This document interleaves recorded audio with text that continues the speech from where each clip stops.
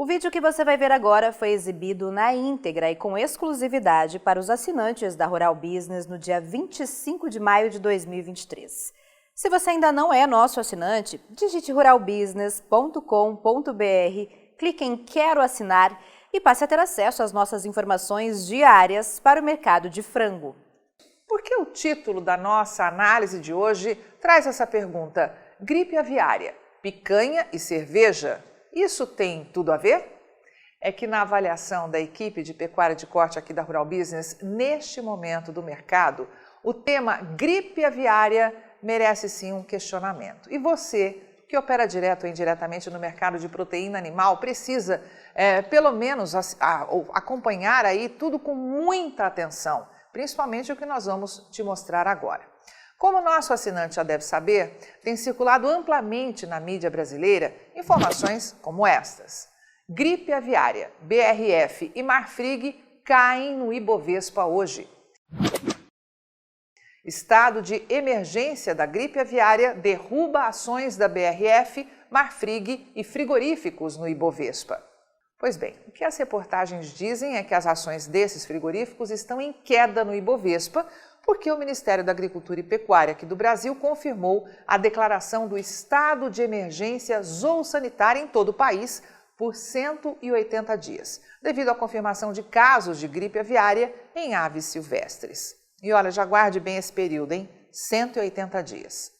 Quem é assinante da Rural Business há mais tempo sabe que não são estes os verdadeiros motivos para gerar uma queda nas ações desses frigoríficos. Na verdade, outros motivos têm provocado a desvalorização das ações dessas empresas, e há muito tempo. E por isso, a nossa pergunta: por que será que justamente neste momento do mercado veio à tona a notícia de gripe aviária? Colocar na mídia lastro de 180 dias para marretar negativamente os preços para a safrona de milho que vem aí, já que, ao que tudo indica, o teatrinho do embargo da China se esgotou? Em tese, este seria sim um bom argumento para tentar derrubar ou pelo menos manter baixo o preço do milho no Brasil e, por tabela, derrubar o valor do boi gordo.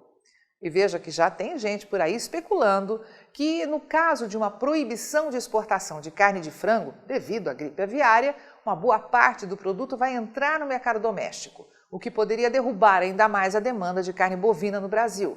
Cenário de sonho de muitos frigoríficos que têm como principal modelo de negócio exportar carne a partir aqui do Brasil.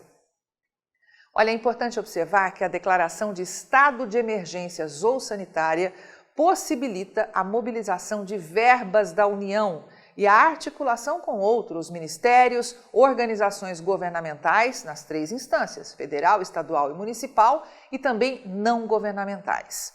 Em comunicado à imprensa, o ministro disse que todo esse processo é para assegurar a força de trabalho, logística, recursos financeiros e materiais tecnológicos necessários para executar as ações de emergência, visando aí a não propagação da doença.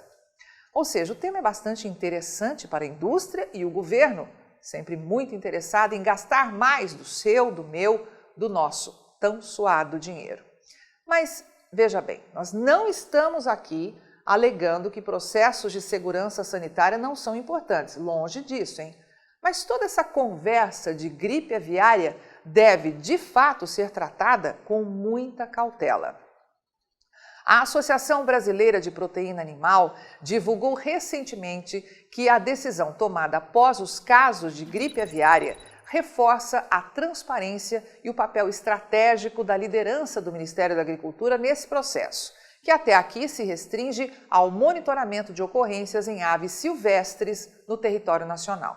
E completa dizendo que não há mudanças no status brasileiro de livre da enfermidade perante a Organização Mundial de Saúde Animal, exatamente por não haver qualquer registro da enfermidade na produção comercial. Importante observar que, do nada, o Laboratório Federal de Defesa Agropecuária de São Paulo confirmou 3 novos casos positivos para influenza aviária no estado do Espírito Santo, que estavam em investigação desde a semana passada. Até agora, são 8 casos confirmados em aves silvestres. Ou seja, O que estão querendo que a gente acredite é que agentes sanitários, que todos os meses se deparam com aves mortas na natureza, resolveram do nada catar as espécies Thalasseus acuflávidos, 30 réis de bando, que é conhecido por esse nome, Sula leucogaster, conhecido como atobá pardo, e Thalasseus maximus, conhecido como 30 réis real, e levar para o laboratório? Bom, e aí precisamos perguntar: será que essas aves silvestres colocam de fato em risco mais de 6 bilhões de aves que são abatidas anualmente no Brasil e que por 45 dias ficam fechadas em criatórios brasileiros com toda a segurança sanitária? Será que corremos mesmo o risco de uma delas fazer, digamos aí, uma visitinha a um desses frangos que hoje estão em terminação no Brasil ou chocando ovos e assim contaminar na sequência bilhões dessas galinhas? É importante lembrar aqui que casos de gripe aviária são antigos nesse planeta e que a doença é transmitida pelo contato com a carcaça de uma ave contaminada. Ou seja, a gripe aviária tem uma capacidade muito baixa de contaminar humanos. É importante observar que nos Estados Unidos, onde também foram registrados casos de gripe aviária entre aves silvestres e que vão continuar a ocorrer, é bom que se diga, ninguém proibiu nenhum quilo de carne de frango produzida por lá. Muito pelo contrário. Mesmo com registro de gripe aviária, e voltamos a dizer que casos da doença têm sido confirmados há mais de século nesse planetinha chamado Terra, as exportações de carne de frango dos frigoríficos dos Estados Unidos vão voltar a crescer este ano, segundo o Departamento de Agricultura do país, chegando bem perto do recorde estabelecido no ano de 2020, quando 3.380.000 toneladas foram exportadas. Já aqui no Brasil, os frigoríficos exportadores de carne de frango in natura e industrializada fecharam o primeiro quadrimestre de 2023 comemorando marcas históricas, tanto no volume exportado como no faturamento. Foram 1.630.000 toneladas embarcadas no intervalo de janeiro a abril, o que significa um aumento de 12% em relação ao período de 2022. Toda essa movimentação gerou recorde de faturamento, que fechou em 3 bilhões e 150 milhões de dólares, ou, o que é mais importante para os diretores financeiros dessas empresas, 16 bilhões e 210 milhões de reais, avançando mais de 19% em apenas um ano. Do volume exportado no período, 97,6% foram gerados pelos embarques de carne de frango in natura, que somaram 1.590.000 toneladas, quase 13% a mais em um ano, e receita de 3 bilhões e 20 milhões de dólares, ou 15 bilhões e 540 milhões de reais. Já do produto aí industrializado, o volume embarcado foi de 2,4%, e o faturamento chegou a 128,6 milhões de dólares, ou 662,2 milhões de reais.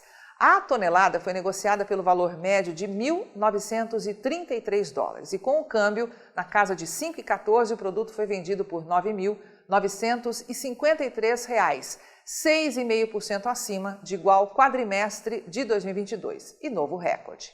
Então, voltando à vaca fria, ou melhor ao frango frio, a quem interessa jogar na mídia brasileira notícias que dizem que existem focos de gripe aviária no Brasil?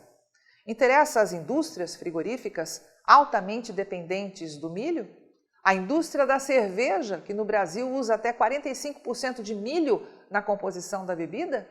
Ou quem sabe interessaria ao governo atual, que precisa manter o milho barato no Brasil durante aí a safrona que vem pela frente e que sempre corre grandes riscos climáticos, já que precisa honrar aquela promessa, lembra? De dar ao povo a tal da picanha e da cervejinha baratas? Faça a sua aposta. Ou então acredite que, do nada, um Thalasseus vai voar de Guarapari para um aviário mais próximo, para poder contaminar uma granja inteira e pôr em risco todo o big business da proteína animal do Brasil. E aproveitamos esse tema, gripe aviária, para que você, que já é assinante de um dos pacotes aí de informações exclusivas aqui da Rural Business, veja agora mesmo o 9º capítulo da série Os Segredos do Agro, e que tem o título Gripe Aviária, o que estão escondendo? E separamos um trechinho para te mostrar.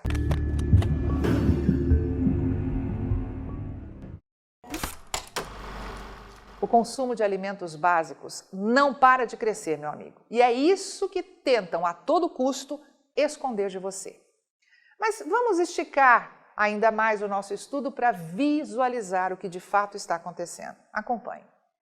Aqui está um gráfico com a trajetória oficial, ok? Do consumo de milho dentro do Brasil. Consegue identificar aí algum sinal de queda? Não, né? O que os números confirmam é um ritmo alucinante de crescimento nos últimos 23 anos, de nada menos que 130%. E isso tem um porquê. Além do enorme consumo de proteína animal que temos em nosso mercado interno, o Brasil domina hoje 1/4 do comércio internacional de carne bovina, exportando ao ano 2 vezes mais que o segundo colocado nesse ranking, que é a Austrália. Na carne de frango, o domínio da indústria brasileira é ainda maior, com 34% do mercado. Em ambos os casos, achatando a participação de gigantes como Estados Unidos e a União Europeia. O único comércio que ainda não dominamos é o da carne suína, mas ainda assim ocupamos a 4ª colocação, precisando para tudo isso de um consumo cada dia mais agressivo de milho. E é justamente aqui que está a chave desse cofre. Por muitos anos, os consumidores internos não precisaram fazer aí qualquer esforço para dar as cartas neste mercado. Usavam da conhecida estratégia da mão para a boca, ou seja, comprar apenas pequenas quantidades para controlar os preços e não onerar seus custos com a armazenagem. E com um produto de baixo valor agregado nas mãos, os produtores não tinham qualquer alternativa a não ser aceitar os preços ofertados, ou então perdiam a sua produção. Só que as coisas mudaram, né? E muito. Ainda em 2018, ou seja, 5 anos atrás, a Rural Business começou a alertar seus assinantes de que o mercado do milho iria virar do avesso. E virou. E o porquê está neste próximo gráfico. Além de ampliar em 130% o consumo de milho em seu mercado interno, o Brasil, no mesmo prazo de 23 anos, deixou de ser um zero à esquerda para ser considerado hoje o maior país exportador de milho do planeta, com um aumento básico de 701.393% nos embarques ao exterior desde a virada do século, ou seja, da safra 1999-2000.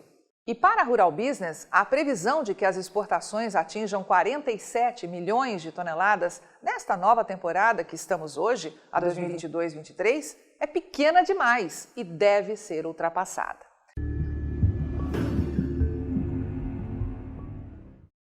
A Organização Mundial de Saúde confirmou pela primeira vez nesta terça-feira que a nova cepa da gripe aviária H5N1. A gripe aviária continua a assolar a Europa, ameaçando a sobrevivência dos produtores de aves e ensombrando a quadra natalícia. Vide, encore et toujours. Aucun poulet ne gambade dans cette petite exploitation de plein air, en cause la gripe aviaire. Es la gripe aviar. La gripe aviar tiene potencialmente un muy fuerte impacto en los apicultores, devastadores.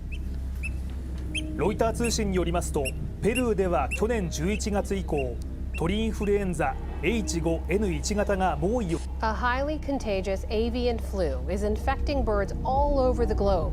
Here in the U.S., farmers have lost or had to kill over 58 million birds to try and prevent the virus.